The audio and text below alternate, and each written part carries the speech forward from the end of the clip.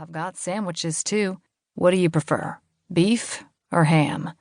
While Pete was rummaging for sandwiches, I turned toward the window and took a deep breath. The sliver of peace and happiness that the cowboy's kindness and generosity had provoked faded like the sun behind storm clouds. I hated personal questions. They put me in an awkward position and reminded me how scary my life was. The only thing I knew about myself? My name. That was it. I stared out the window as the landscape flew by. Fields of wheat surrounded us. Their tall, tawny stalks rolled in the summer breeze like gentle swells in the ocean. Mountains loomed in the distance, their snowy peaks promising cooler temps to come. I concentrated on the landscape.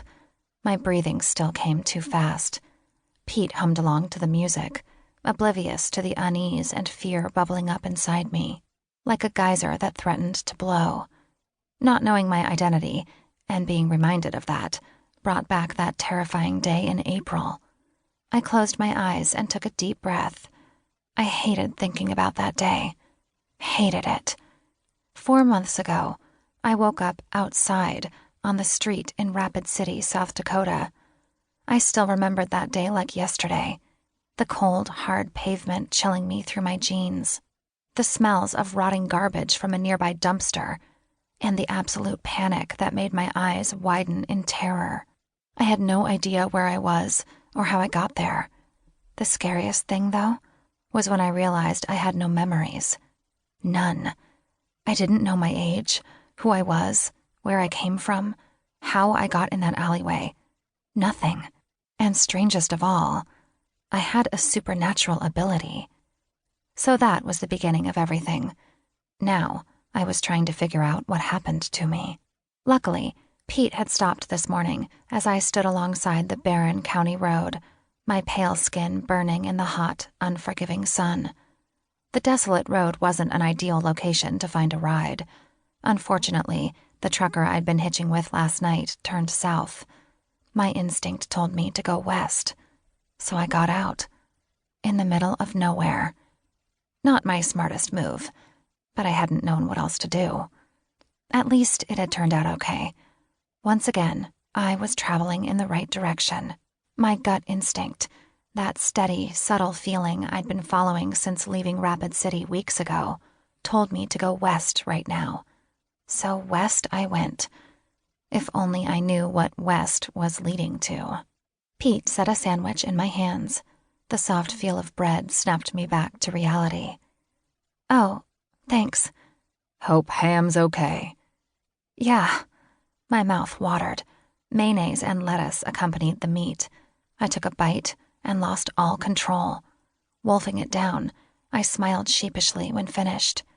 Pete just handed me a second sandwich. Try the beef.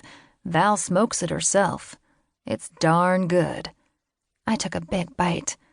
Wow, this is fantastic. I took another bite and said in between chews. So, tell me more about your ranch. Pete's eyes lit up. Well, we got about 90,000 acres, although some is leased from the National Forest Service. We raise mainly Black Angus. It was late afternoon when we approached a small town.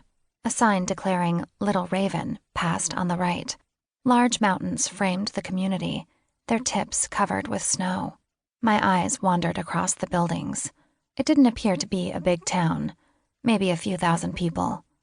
Last stop before my ranch, Pete said. Or if you'd rather, you're welcome to stay with us for a while.